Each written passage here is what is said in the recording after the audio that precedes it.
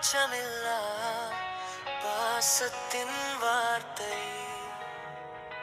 நம்மை வளமாக்கும் நன்னேறி செய்திகள்